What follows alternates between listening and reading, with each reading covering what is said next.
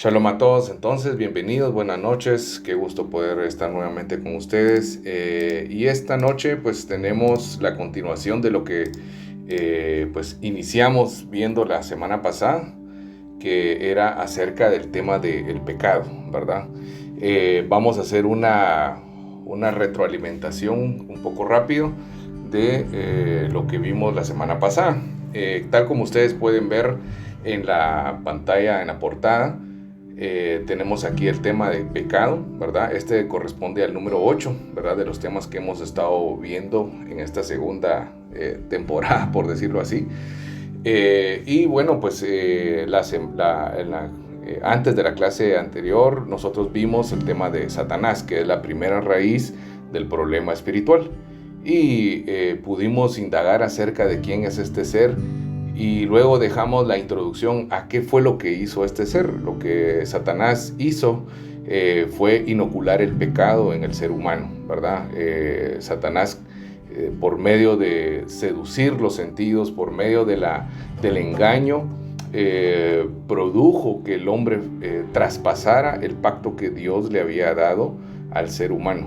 Y pues dejamos bastante claro que el hombre que estaba encargado de guardar el huerto no lo guardaba, o no es que tuviera algo físico que hacía que él lo protegiera, o porque él fuera un ser muy guapo o que tuviera algún poder especial.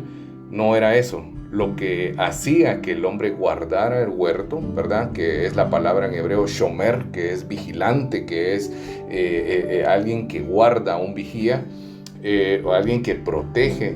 La forma como Adán guardaba el huerto, ¿verdad? Guardaba todo lo que Dios le había dado, era por medio de obedecer y cumplir el pacto, ¿verdad? De obedecer la palabra que Dios le había dado. Y esta orden directa, este mandamiento, esta Torá, esta instrucción que Dios le había dado al hombre, había sido una sola cosa: puedes disfrutar y puedes deleitarte de todo lo que tienes en este lugar, ¿verdad? De hecho, Dios lo creó todo para que el hombre no le faltara nada, pero le dijo: del árbol del conocimiento del bien y del mal, del fruto de este árbol, no comerás, porque el día que comas de él ciertamente morirás. Y pues ya estudiamos esa parte. Y entonces ya conocemos lo que ocurrió. Satanás aparece, inocula el pecado, y ahora estamos viendo qué es esta segunda raíz. La segunda raíz del problema espiritual. Y la semana pasada pues hablamos de 3 puntos importantes, ¿verdad? En español hemos escuchado o hemos visto, cuando leemos la escritura, muchas veces leemos 3 palabras que se toman como sinónimos de pecado, que es digamos, pecado, iniquidad y rebeldía, ¿verdad?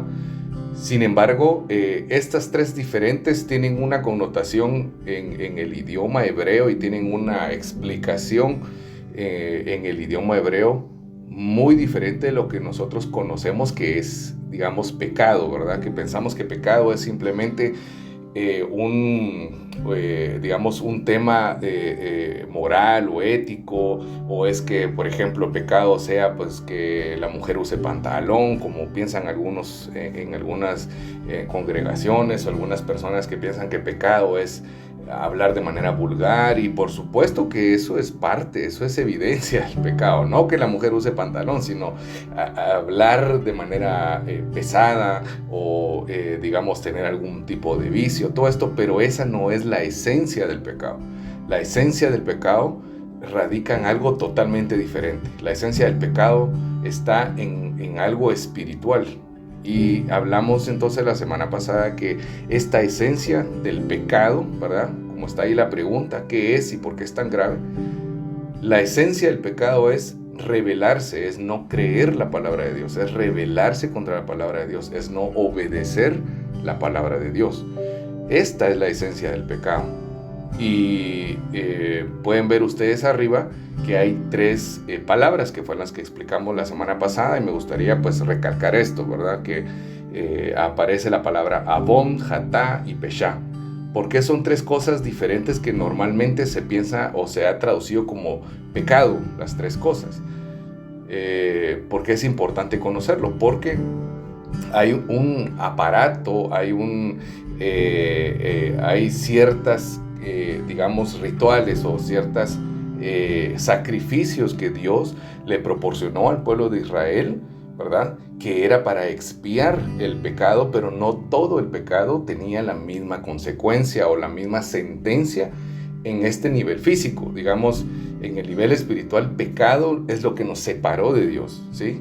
Pero por causa del pecado que fue lo que nos separó de Dios. ¿Y cuál fue este pecado? Hablamos la semana pasada que el pecado que Adán cometió fue el pecado de rebeldía, que es el de Peshá. De los tres que nosotros tenemos acá, que es Abón, Hatá y Peshá, Peshá es el pecado en rebeldía, es un desafío con conocimiento de causa a la orden directa de Dios. Y este tipo de transgresión lleva una consecuencia, una sentencia de muerte, ¿verdad? El hombre debía morir. Y no es que el hombre pues quedó sin culpa, no. Vemos que después Dios le da, cubre el pecado, ¿verdad? Expía el pecado del hombre por medio de las pieles de los animales inocentes. Hubo un derramamiento de sangre. Esto nos apunta directamente a que iba a haber una víctima inocente que iba a cargar con el pecado del hombre.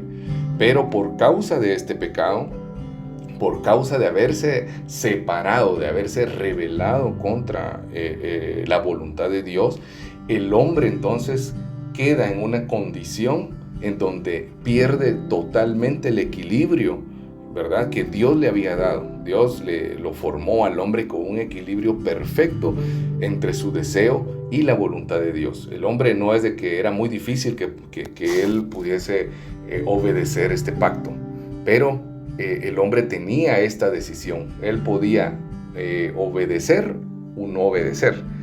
Lastimosamente, el hombre, vemos como en Génesis 3:6, decide de manera voluntaria, ¿verdad? Obviamente seducido, convencido de las palabras del serpiente, él decide separarse de Dios y peca, a pesar de que conocía la consecuencia, a pesar de que conocía cuál era el camino que lo iba a llevar, y era la muerte, ¿verdad? El Señor no dijo algo que posiblemente podía pasar, es algo que ocurrió.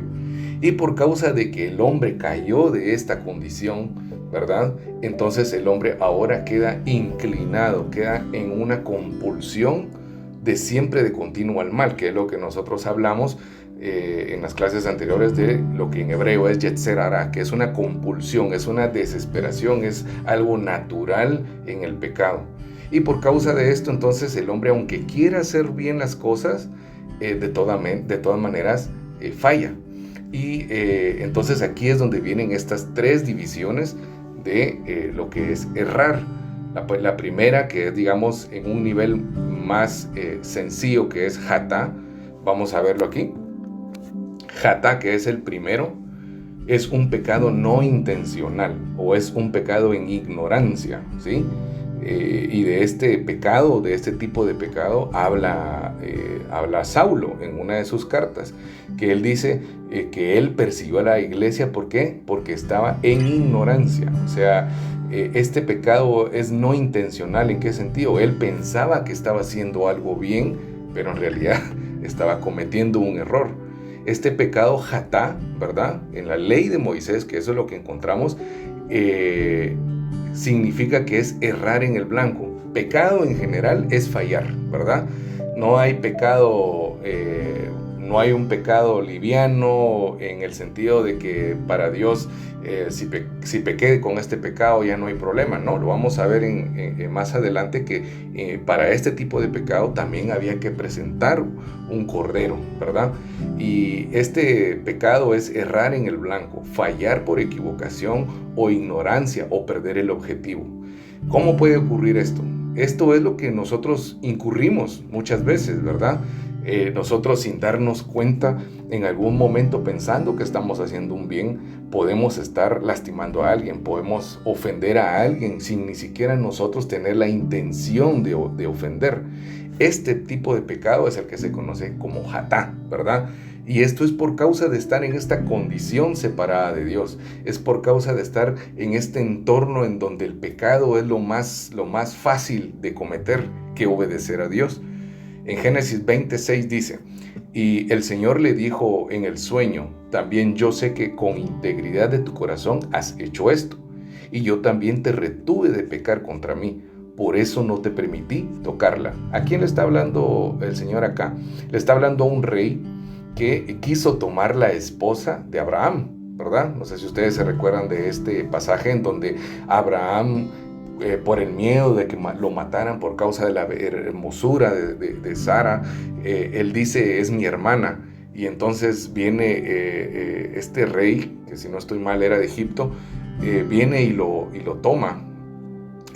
Toma a Sara, y él iba a llegarse a Sara, pero el Señor se le aparece en sueños, ¿verdad? Y este rey iba a cometer este pecado, ¿verdad? Y el Señor le dice: yo sé que con integridad de tu corazón has hecho esto. O sea, no fue con un hecho de maldad que quisiste pecar o que ibas a pecar. Por eso es de que el Señor tuvo misericordia y dice: yo también te retuve de pecar contra mí. Por eso no te permití tocarla. O sea, él desconocía la razón, la condición de que Sara era esposa de Abraham. También lo podemos ver acá, que la consecuencia del pecado, ¿verdad?, de este tipo, igual tiene que ver con una víctima inocente, ¿verdad? No es que se quede sin culpa, no es que Dios diga: no, fallaste sin saber que era pecado, no tengas pena. No, sí hay una consecuencia. ¿Y cuál es esta consecuencia? En Levítico 4, 27, 28 dice: si una persona del pueblo de la tierra peca por ignorancia, aquí aparece la palabra hatat, ¿verdad?, haciendo lo que no se debe hacer contra alguno de los mandamientos del Señor, ¿verdad?, resultando así culpable. O sea, no importa, la ignorancia no es una justificación, ¿verdad? Si yo cometo alguna equivocación, si yo transgredo incluso en la ley natural o en la ley de los hombres, si yo, por ejemplo, aquí en Guatemala, incurro en un delito, yo desconociendo que esto era un delito, eso no me hace tener justificación. De todas maneras, hay que pagar, ¿verdad?, la consecuencia. Dios está diciendo esto. Dice: resultando así culpable. Tan pronto como se le haga reconocer el pecado, o sea, tan pronto como él se dé cuenta que transcurrió, que transgredió o que cometió este pecado, presentará como ofrenda suya una hembra de las cabras, una cabra perfecta, por el pecado que cometió, ¿verdad? O sea, hay una consecuencia. Y este es el aparato que Dios le da al pueblo de Israel para la expiación del pecado. No es que pues simplemente la persona se arrepiente y ahí quedó. No, tiene que presentar una ofrenda por este pecado. Y si nosotros nos damos cuenta, dice que esta ofrenda debía ser perfecta. ¿Y quién es el perfecto? O sea, nos está hablando de una perfección, pero no solamente en una perfección física, sino que en el Mesías iba a haber una perfección total. El que no tenía pecado, el que no tenía culpa, ¿sí? Y dice que esta ofrenda iba a ser presentada por el pecado que cometió, aún siendo en ignorancia. Esto es hatat.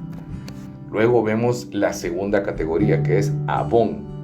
Abón, ¿verdad?, que es iniquidad, es lo que normalmente se traduce como iniquidad o como perversión, ¿verdad?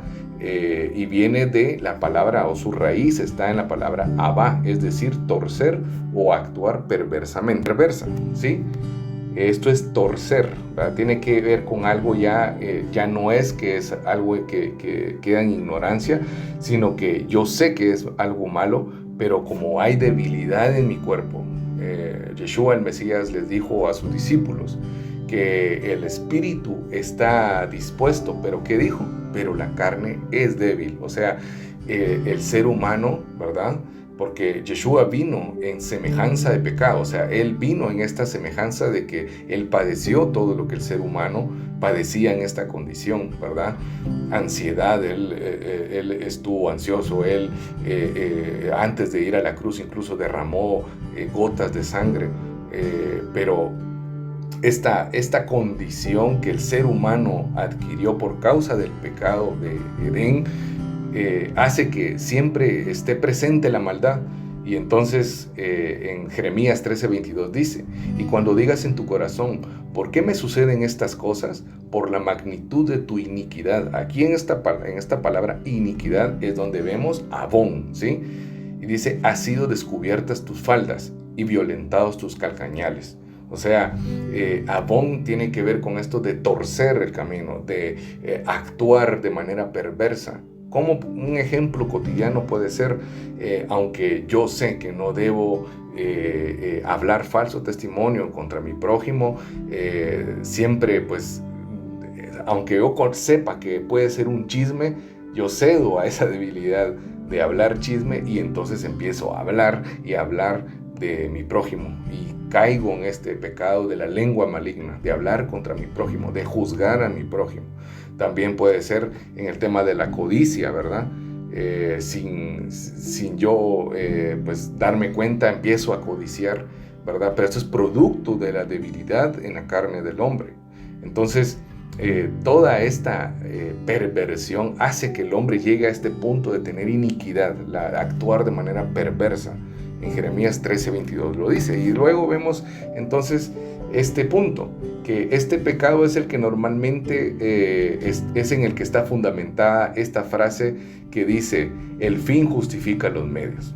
¿Será que esto, para los que somos creyentes en el Mesías, los que somos creyentes y discípulos del Mesías y que estamos en el Evangelio, será que esta frase será algo que sea parte de nuestra vida de fe? Por supuesto que no, porque no es cierto que el fin justifica los medios. Esta ley de que el fin justifica los medios es para las cosas de este mundo, es para las cosas de este mundo. Esto es lo que el mundo de ahora dice, pero actuar de esta manera es actuar en iniquidad, porque no me importa si voy a lastimar a mi prójimo, pero es que para yo ser feliz, el fin justifica los medios. No, no es así. Y esto es actuar en iniquidad. También esto significa que es un autoengaño. Es una persona que piensa que, aunque sabe que es maldad, pero está convencida de que tiene la razón y que el fin sí justifica los medios. Esto es la iniquidad. Esto es torcer el camino. Esto es actuar de manera perversa. Y habíamos hablado que tanto entonces de estas tres categorías, dos que llevamos ahorita, Hatá y Abón, en la ley de Moisés sí había expiación para este tipo de pecado. Era presentar la ofrenda, presentar los corderos, presentar los machos cabríos. Era para estos dos tipos de transgresión, ¿sí? Pero en Jeremías 17:25 también podemos encontrar otro ejemplo que dice: esta es tu suerte, la porción señalada por mí mismo, dice el Señor, porque te has olvidado de mí y has confiado en la mentira, ¿verdad? Este es un versículo un poco después de lo que vimos en el verso 22, ¿sí? Luego vemos el más severo, que es Peshá, que Peshá, que es el de rebelión, es rebeldía, traición o desafío.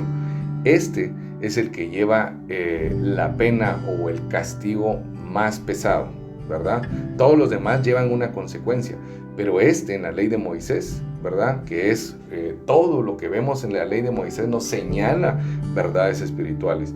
Y de tipo Peshá, que es rebelión, ¿verdad? Esto quiere decir que es maquinar el pecado y deleitarse en el pecado.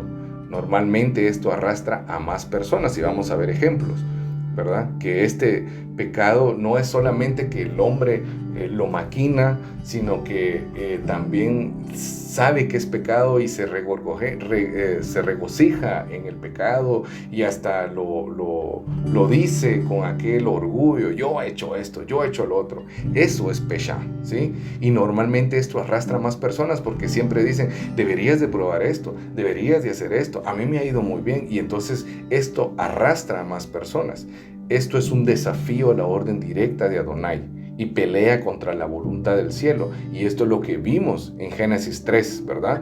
Que no es que el hombre, bueno, la mujer fue engañada, pero el hombre El hombre que era el que había recibido la orden directa de Dios, la había recibido y él conocía muy bien cuál era la consecuencia.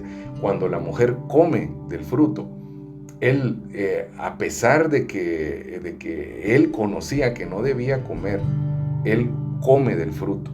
O sea, él desafió una orden directa. Él se rebeló contra una orden directa de Dios, ¿sí? Y entonces esto es lo que encontramos en la ley de Moisés, que son aquellos pecados que llevan consecuencia de tipo caret o carat, que es cortado o muerte, ¿sí? En la ley de Moisés, este tipo de pecados no había cordero que ofrecer, no había ofrenda que dar. ¿Por qué? Porque era una rebeldía. Y lo vamos a ver. Por ejemplo, la rebelión de Coré. Coré se rebeló contra el siervo de Adonai, se rebeló contra Moisés, que era el enviado de Dios.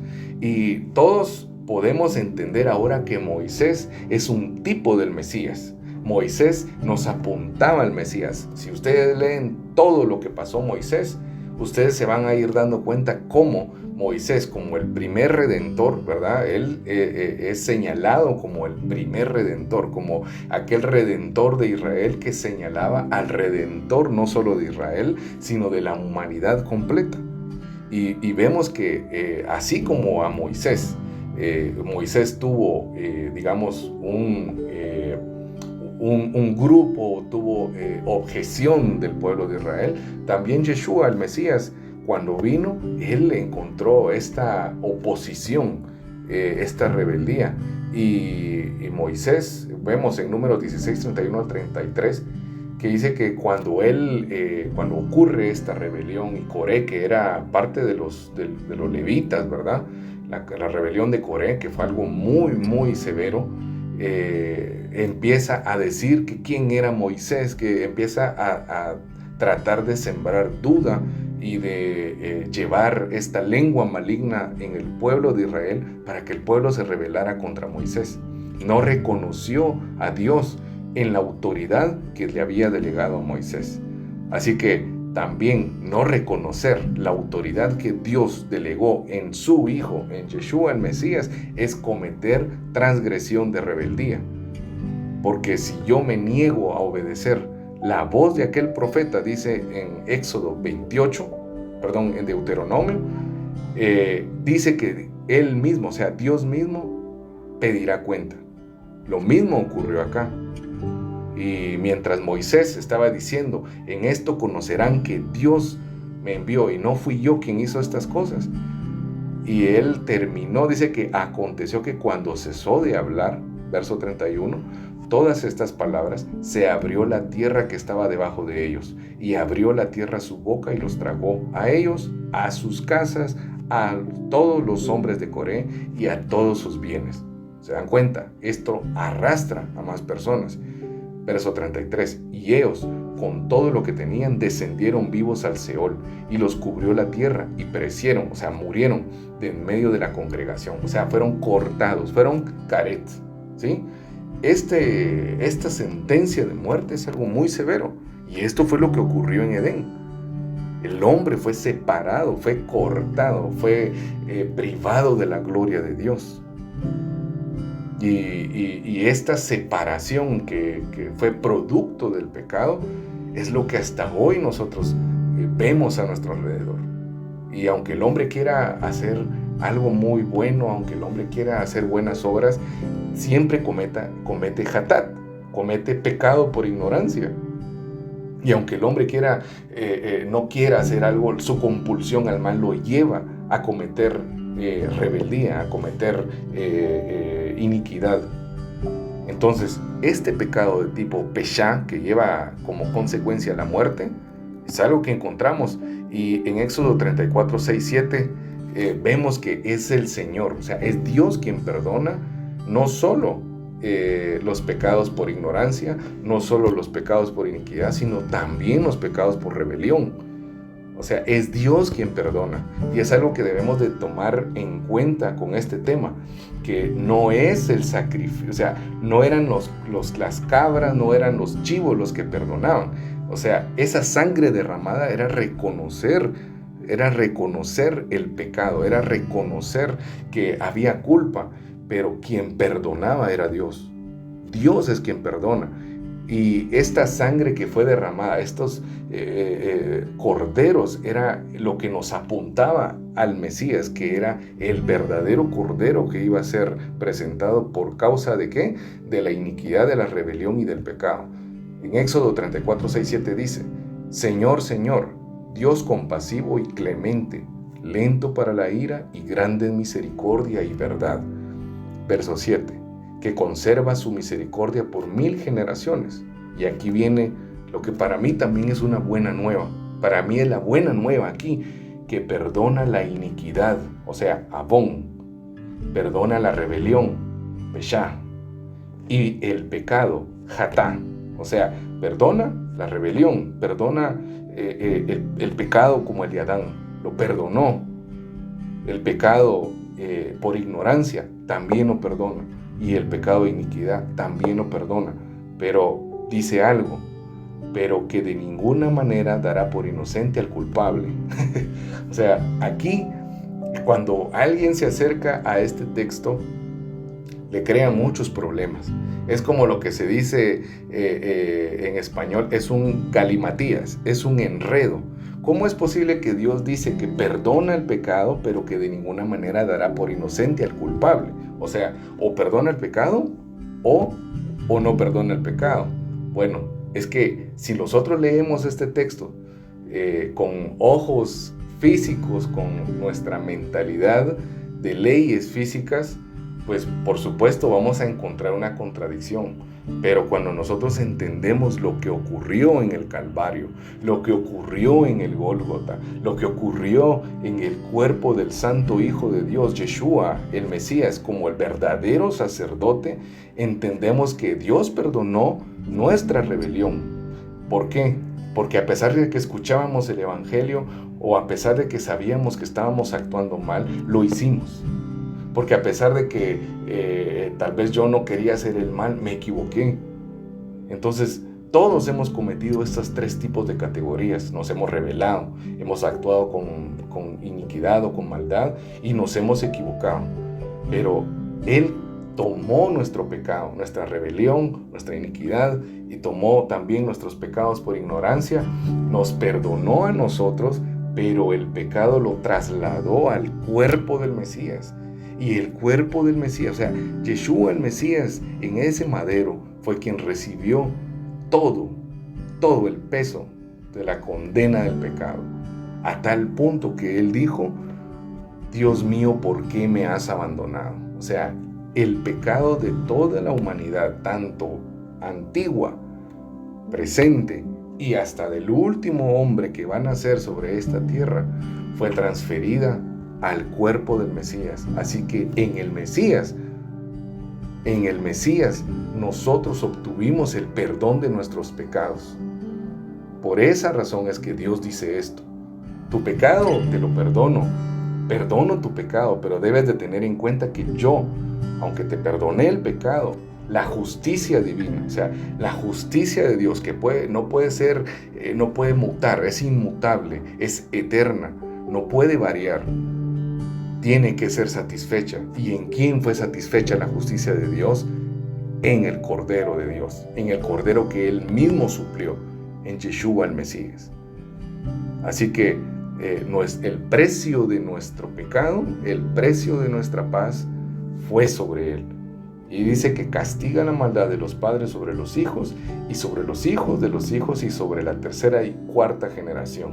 Así que esta condición de pecado, esta condición del problema espiritual, si no es resuelta por los padres, esto es lo que heredan los padres a los hijos. Esto es lo que heredan a las próximas generaciones. Por eso es muy importante que entendamos que el pecado no es algo sencillo. Pero ¿cómo lo perdona? Ya lo vimos ahora. ¿Cómo perdonó Dios el pecado? Por medio de Yeshua, el Mesías. Y su nombre Yeshua significa Él salvará. El ángel le dijo a Miriam o a María, y le pondrás por nombre Yeshua, porque Él, Yoshia, o sea, porque Él salvará a su pueblo de sus pecados. Ahora, aquí quisiera que viéramos lo siguiente. Aquí esto fue donde nos quedamos la semana pasada.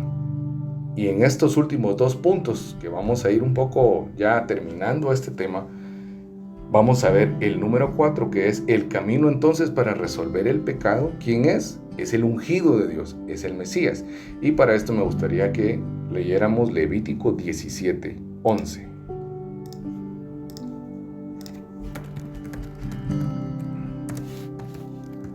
Levítico 17:11. Veámoslo en la Reina Valera. Y dice: porque la vida de la carne en la sangre está, y yo os la he dado para hacer expiación sobre el altar por vuestras almas, y la misma sangre hará expiación de la persona. Es decir, esta sangre, ¿verdad?, que era derramada, hacía expiación. Expiar era cubrir, ¿verdad? Viene de capará, que es la misma palabra que se utilizó para el arca de Noé. Cuando dice que Noé cubrió el arca con brea, la palabra que se empleó ahí fue capará, ¿verdad?, que es cubrir. Así que esta sangre que era derramada hacía expiación, cubría o era puesta por expiación del pecado para aquel que estaba ofreciendo esta ofrenda. Pero esta sangre, ¿por qué tenía valor esta sangre de los machos cabríos? ¿Será que los machos cabríos tenían algo muy especial que hacía perdonar el pecado? No, es que lo que estaba detrás de este ritual era la verdad espiritual de lo que iba a ocurrir en el madero, en la sangre del Mesías, en este precio que iba a ser pagado por nuestro pecado. Así que cuando alguien presentaba la ofrenda, cuando llegaba alguien de Israel de este tiempo y presentaba esta ofrenda, esta expiación que se hacía por su pecado, inmediatamente el pecado de esta persona era trasladada al cuerpo del Mesías. No es que ahí se terminaba, sino que el pecado del último, del primero y hasta del último hombre, como dijimos, es trasladado al cuerpo del Mesías. La cruz de Cristo es el centro, es el todo del plan de Dios, ¿sí? Es el enfoque principal. O sea, en la cruz del Mesías se resolvió el problema de la separación del hombre. En la cruz del Mesías se resolvió el problema del pecado, y en la cruz del Mesías fue vencido Satanás por causa nuestra. O sea, para nosotros Satanás ya está vencido. Para nosotros el pecado, como lo estamos viendo hoy, el pecado está perdonado. Esto no quiere decir que entonces yo puedo ir a cometer pecados de tipo peshá. O sea, no voy a ir a asesinar a alguien, porque entonces ahí estoy actuando en rebeldía. Y dice Hebreos que aquel que conociendo y habiendo disfrutado de esto que es el Evangelio, se separa o comete o actúa en rebeldía, ya no hay nada más que hacer por él. O sea, esto es muerte. O sea, la sentencia sigue siendo la misma, hermanos. Si nosotros, conociendo lo que es bueno, si conociendo el Evangelio, conociendo quién es el Mesías y lo que Dios hizo a través del Mesías por nosotros, negamos eso y tenemos por menos esa sangre, no hay ningún otro sacrificio que pueda ser puesto por nosotros. El pecado de Peshá es algo muy severo y es muy grave. Luego, quisiera que viéramos también Isaías 53:5.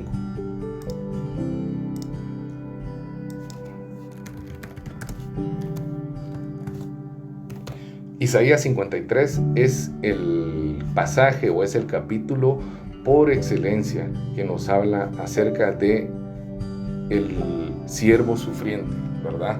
Es un capítulo que pues incluso en algunos lugares es oculto, en algunos lugares es prohibido leerlo, porque es tan claro, es tan contundente este capítulo, que no hay modo de negar que el Mesías iba a tener que padecer por nosotros, En Isaías 53:5 dice, mas él herido fue por nuestras rebeliones. Ahora ya podemos entender esto, ¿verdad?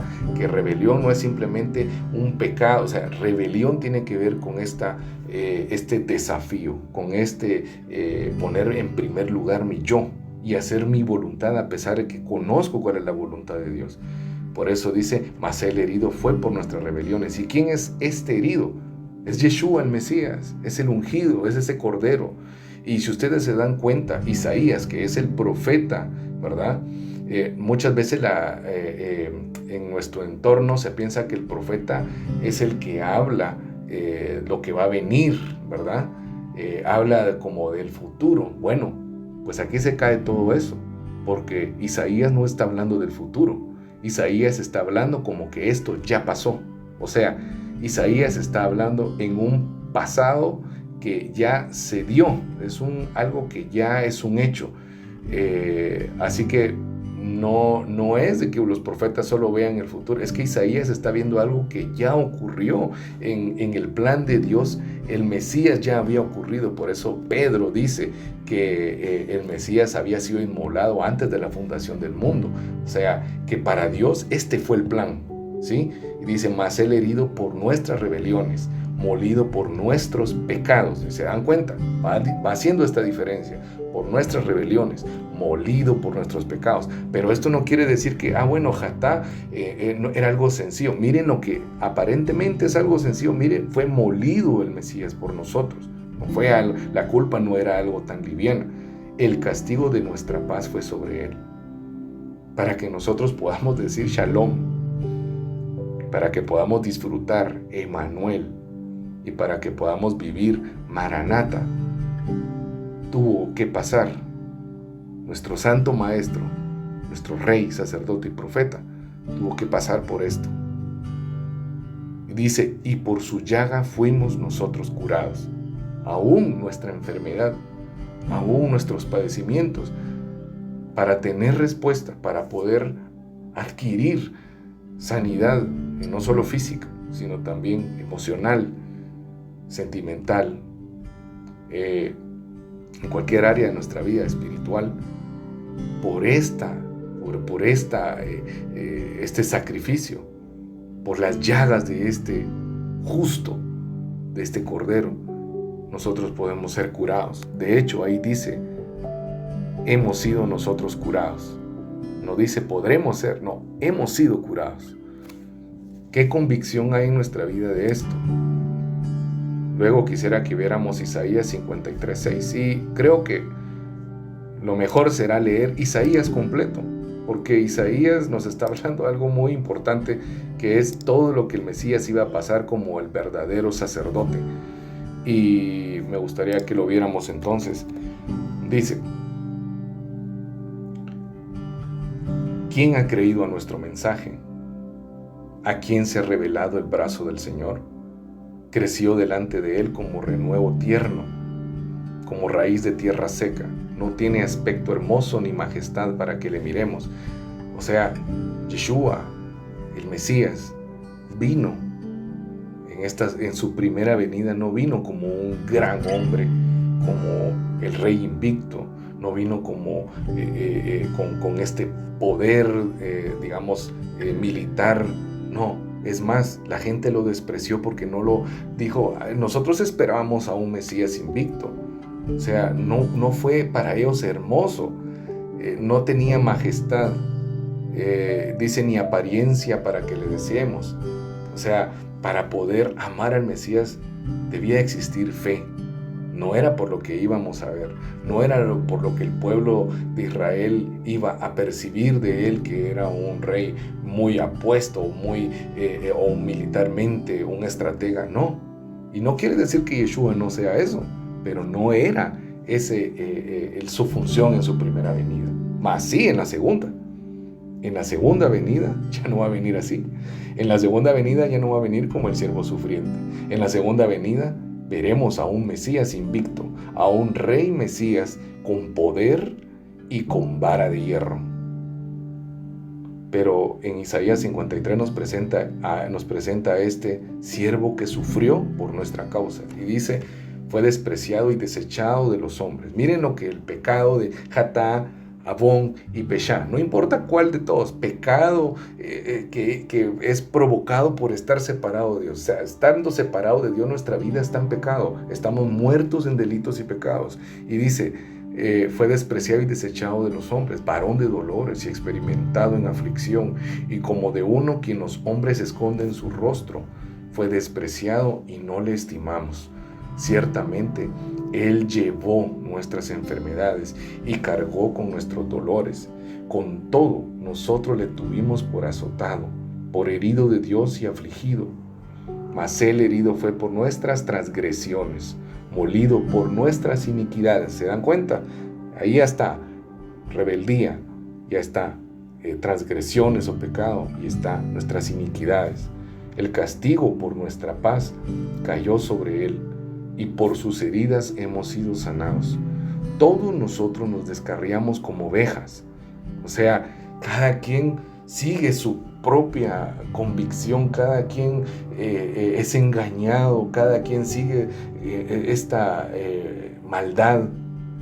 Y dice, nos apartamos cada cual por su camino.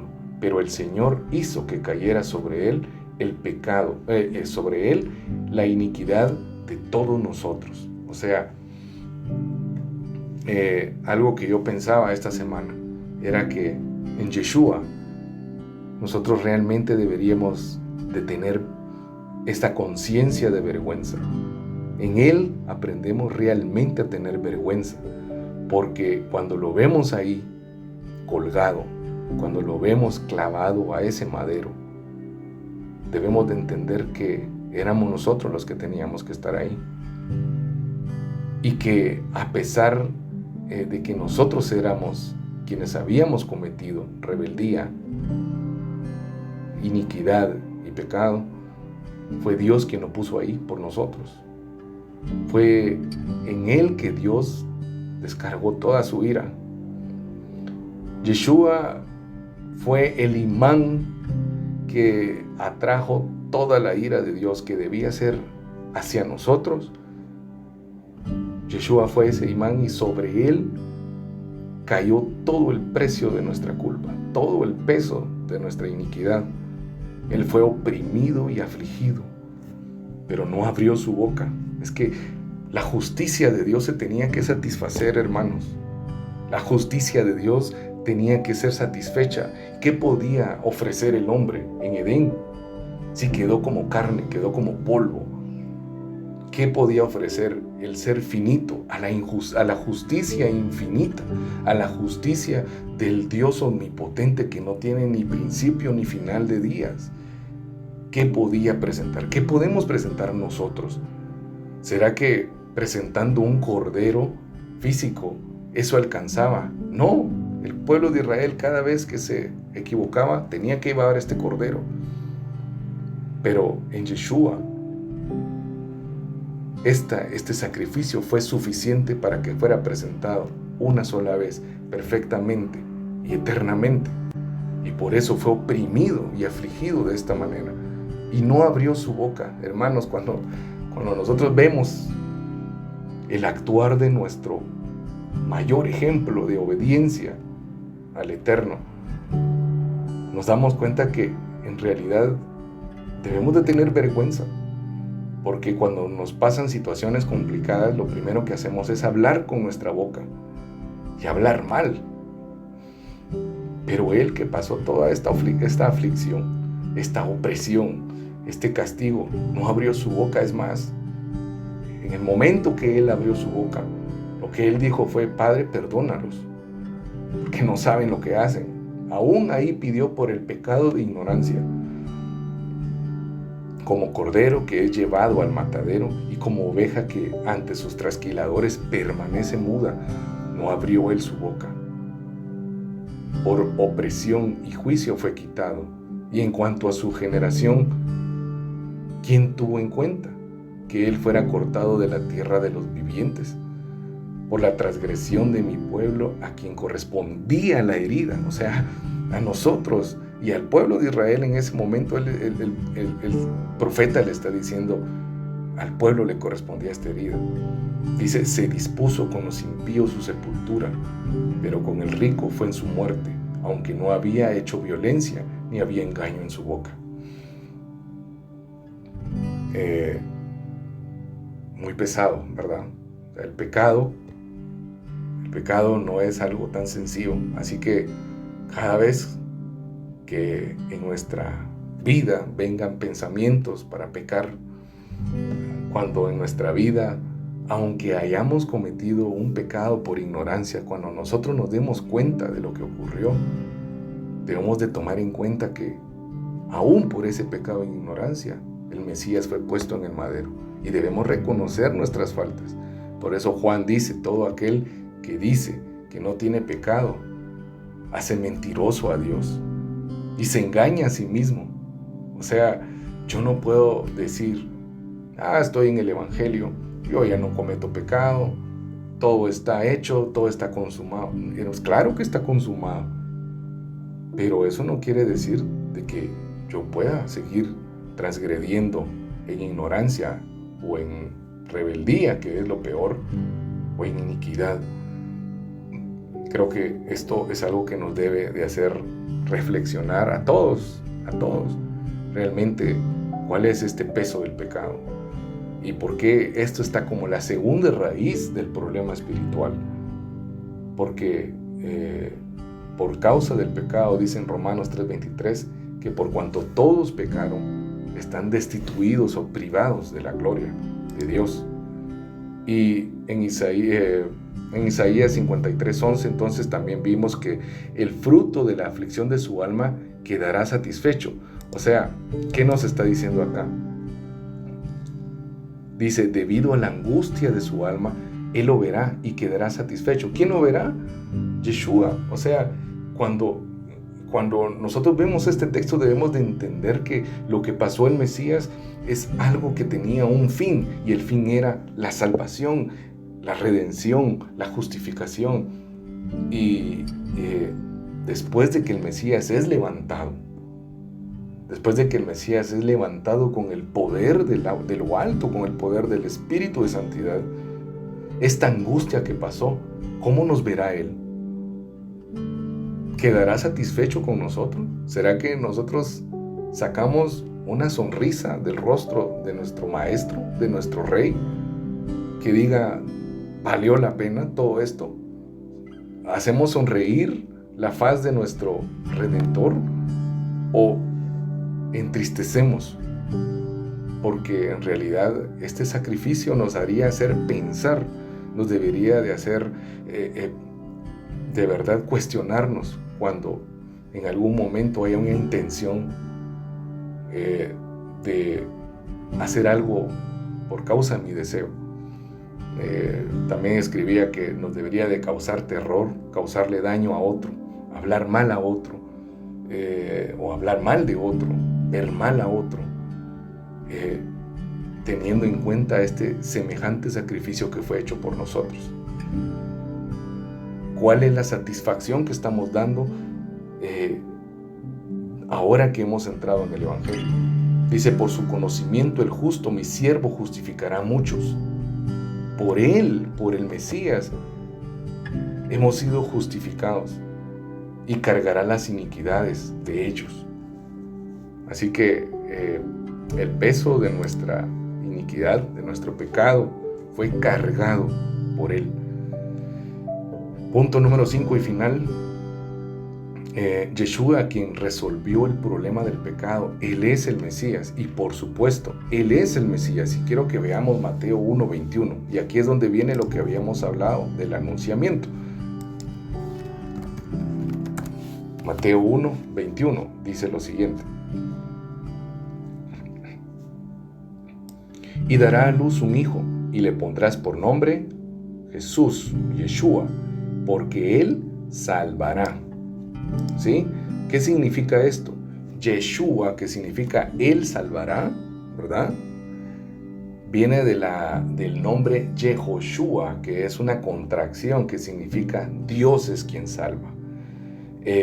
No es un hombre dando la vida por los hombres. Es que Yeshua se vació de sí mismo y toda su vasija, todo lo que podía ser él lo vació. Y por eso dice Pablo que en él habitó la plenitud de la deidad. Y él, así como Moisés, que fue el primer redentor, Moisés que cuando Moisés decía delante de Faraón, mañana llueve o mañana cae granizo, ahí arriba decían, mañana cae granizo, porque no era Moisés, era Dios a través de Moisés. Yeshua mismo dijo, todas las palabras que yo hablo no las hablo de mí mismo, ni todas las obras que yo hago, sino es el Padre en mí. Así que Dios envió al Mesías y fue Dios quien pagó el precio por medio del Mesías. Pablo dice en una de sus cartas que en el Mesías Dios estaba reconciliando al mundo consigo mismo. No hay otra manera de tener reconciliación. Y aquí hay algo muy importante. Cuando alguien comete una falta, cuando a veces cometemos un pecado contra nuestro prójimo, contra otra persona y nos equivocamos y pedimos perdón, pensamos de que es pedir perdón y que ahí se quedó. Pero esta persona, ¿será que está en paz con nosotros? ¿Será que era solamente que Dios hubiera dicho, bueno, te perdono, pero ya la relación no es la misma? ¿Será que se disfruta eso? Claro que no. Cuando yo pido perdón, lo que quiero es tener de nuevo esa relación que había antes, esa confianza, ese cariño, ese acercamiento. Pero si esta persona solo me dice, está bien, te perdono, pero ella cambia totalmente, me ha perdonado, pero yo ya no estoy en paz con esa persona. En el Mesías Dios reconcilió al mundo consigo mismo. Así que no solamente nos perdonó, sino nos dio su paz, nos dio shalom, y es la verdadera paz. No es la paz como el mundo piensa que es tener paz, es la paz que sobrepasa entendimiento. Y esto fue lo que el Señor dijo entonces por medio del ángel en Mateo 1:21, que dice, porque el niño que ha sido engendrado del Espíritu Santo es, y dará a luz un hijo y le pondrás por nombre Yeshua, porque él salvará a su pueblo de sus pecados. ¿Verdad? Necesitábamos la salvación de nuestras transgresiones. También me gustaría que viéramos entonces Juan 1:29.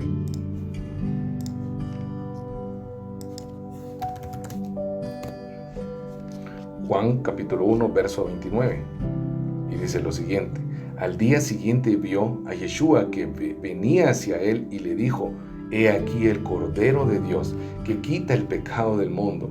Este Cordero, este verdadero Cordero, que había sido anunciado por los corderos de Levítico, por todo lo que en la ley, en la Torá, en la ley de Moisés se hacía, que apuntaba al verdadero sacrificio, se hacía realidad. Y Juan el Bautista, él mismo dice, he aquí el Cordero de Dios que quita el pecado del mundo. O sea, en él realmente tenemos el perdón de nuestro pecado. ¿Sí? También me gustaría que viéramos 2 de Corintios 5:21.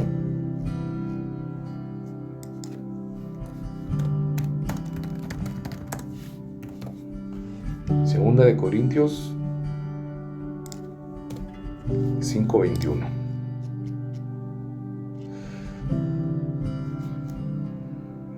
Dice, al que no conoció pecado, le hizo pecado por nosotros, para que fuéramos hechos justicia delante de Dios en él. Al que no conoció pecado, o sea, Yeshua nunca pecó. Él se mantuvo recto. Él era santo, él era justo.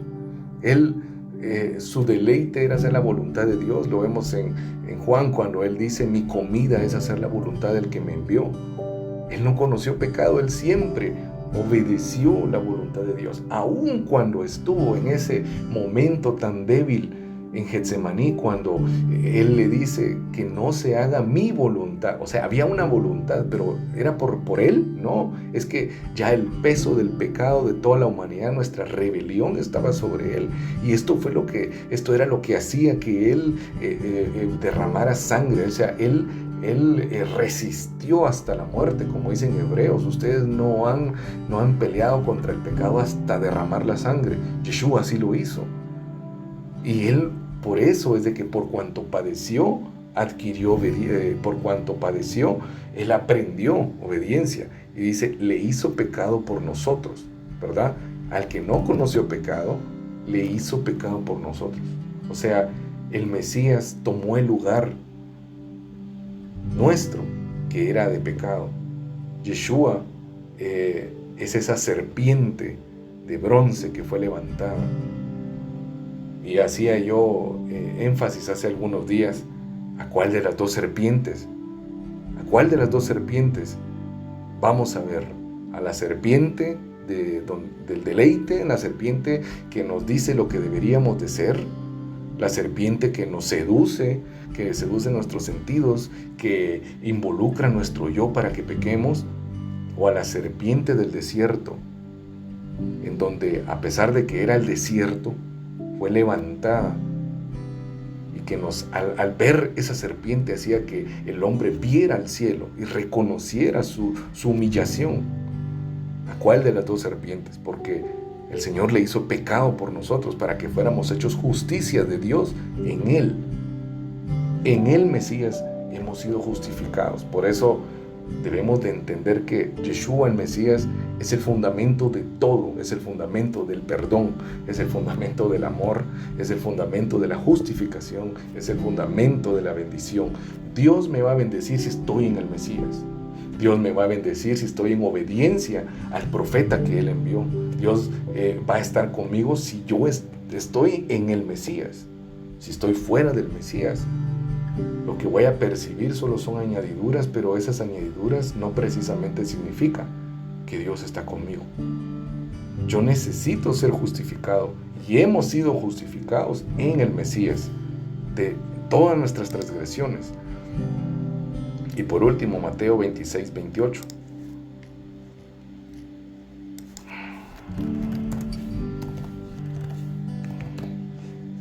Mateo 26, 28 dice: porque esto es mi sangre del nuevo pacto, que es derramada por muchos para el perdón de los pecados. Estas palabras son tan hermosas porque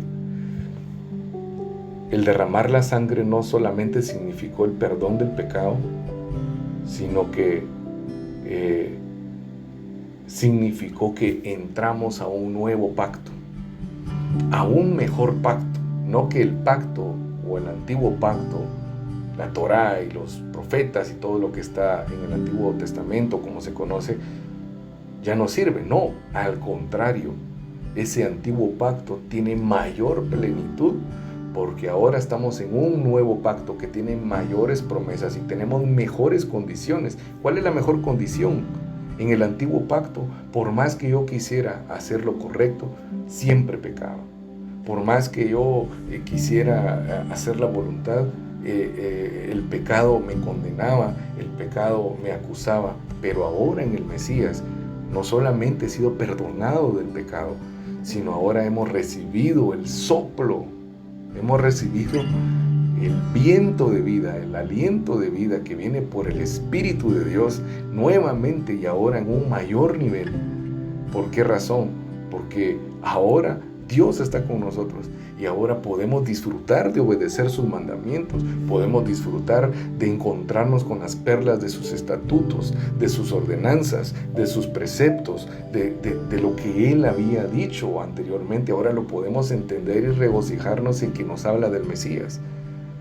Este es un mejor pacto y no es un pacto físico, no es un pacto de circuncisión, sino es un pacto que va mucho más allá de este mundo físico, de una marca física.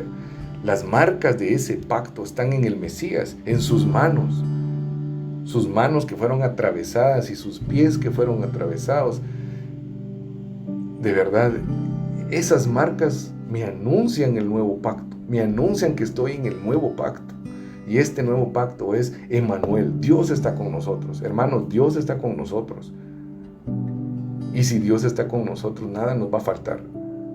No importa, claro, hay crisis, hay enfermedad, hay dificultad. pero Dios está con nosotros y debemos disfrutar este Emmanuel. Y sé que muchas veces es muy fácil decirlo, y llevarlo a la práctica es donde realmente se prueba. Yo los animo, nuestro pecado ha sido perdonado y Dios está con nosotros y podemos realmente vivir Maranata. ¿Por qué? Porque Él no solamente está con nosotros, sino enviará nuevamente al Mesías y veremos a ese Redentor, veremos a nuestro Rey, veremos a nuestro sacerdote, profeta, y lo veremos con ojos de fuego. Lo veremos como el bronce bruñido, con poder y gloria. Así que el problema del pecado fue resuelto en el Mesías, en el madero, cuando Él derramó su sangre y perdonó. Por causa de esa sangre, Dios perdonó el pecado de nosotros. Así que lo que vimos en Éxodo, que dice que Él perdona la iniquidad, la rebeldía y la transgresión, y que no dejará sin culpa, o no dejará sin consecuencia el culpable, lo vemos reflejado en el Mesías. Por eso es muy delicado revelarnos a este Evangelio ahora que estamos en mejores condiciones. Necesitamos dominio propio en el Espíritu. Dios nos da un espíritu de amor, de poder y de dominio propio. Lo que la ley de Moisés no podía hacer, que era la ley de Moisés, que era algo que quedó pendiente la vez pasada que yo mencioné, tenía 3 funciones. La principal función era señalarnos al Mesías, pero tenía otras 2, que era para esta condición. Nos señalaba lo que era el pecado y condenaba el pecado. Así que en el Mesías, la condena del pecado ya fue clavada en la cruz. Y aunque hay todavía presencia de pecado en nosotros, en este cuerpo, ahora recibimos un espíritu de poder, de amor y dominio propio, que aunque haya presencia de pecado, nos da el Señor su propio espíritu para resistir, para vencer, para ser victoriosos. Y cuando venga el Mesías, que será nuestra redención completada, ya en todo, como dice también en los escritos mesiánicos, que aunque ahora no podemos ver lo que realmente somos, cuando Él venga a ver, nos seremos como Él es. O sea, saldrá a luz la inmortalidad que Dios ya puso en nosotros, esta vida eterna que está puesta en nosotros. Creámoslo, hermanos, la vida eterna de Dios ya está en nosotros. Y cuando Él venga, esta presencia de pecado en este cuerpo será eliminada y tendremos un cuerpo libre al fin del pecado, de la presencia del pecado. Y podremos de verdad disfrutar y ver y podremos de verdad ser santos en todo el sentido de la palabra. Pero esto no es porque nosotros lo hayamos hecho algo. Es que el verdadero sacerdote, el verdadero rey y profeta, se entregó a sí mismo. Y por causa de lo que Él hizo, nosotros podemos disfrutar. Puedes asirte, puedes tomarte de la victoria del Mesías, porque Él venció el pecado. Él ya perdonó el pecado, Él derrotó a Satanás. Y la condena del pecado fue clavada, o sea, lo que me condenaba. Ahora Dios me perdonó y me puedo asir a lo que significa el Mesías. El Mesías significa Shalom, la paz. El Mesías significa Baruch, la bendición. El Mesías significa victoria. O sea, todo lo que yo necesito en mi vida ya está en el Mesías. El Mesías es el árbol de la vida. El árbol de la vida, los sabios judíos lo adjudican al nivel de Mashiach. El árbol de la vida es el Mesías. Yo puedo comer del Mesías. Necesito sanidad, puedo comer del Mesías. Necesito obediencia, veo al Mesías. Necesito la paz, como del Mesías. Hermanos, comamos del Mesías. Tomemos lo que Él ya obtuvo para nosotros. Por eso Pablo dice: bendito sea el Dios y Padre de nuestro Señor Yeshua el Mesías, quien nos ha bendecido con toda bendición espiritual en los lugares celestiales. Esto no podría ser posible si estuviéramos en pecado. Así que esto es el Evangelio. El Evangelio es esta buena nueva, que hemos cambiado a una condición diferente. La capitulación ya se dio. Escuchamos armas, escuchamos guerras, escuchamos maldad en el mundo, pero ellos no saben que ya ocurrió la capitulación. Nosotros estamos en una nueva creación. Nosotros estamos en una nueva creación. Para Dios todo esto ya pasó. El Mesías fue el punto final de la creación anterior y es el punto inicial de la nueva creación. Por eso Él es la primicia de entre los muertos. Amén. El Mesías perdonó el pecado. En el Mesías fue perdonado el pecado. Y vertió su propia sangre como expiación para nosotros. Así que Él es el verdadero sacerdote. Él es el verdadero sumo sacerdote. Y es el verdadero sumo sacerdote según la orden de Melquisedec, o sea, eterno. Y es por decreto. Dios lo decretó así. Amén. Me gustaría orar para terminar. Padre, te damos gracias, Señor, por este tiempo que tú nos has permitido. Señor, nos impacta, nos conmueve y también nos hace temblar nuestras rodillas. Y así como Moisés dijo, tengo temor y me tiembla el cuerpo. Cuando nosotros, Señor, nos adentramos a lo que realmente era el pecado y lo que significó en el madero de tu ungido, el Mesías.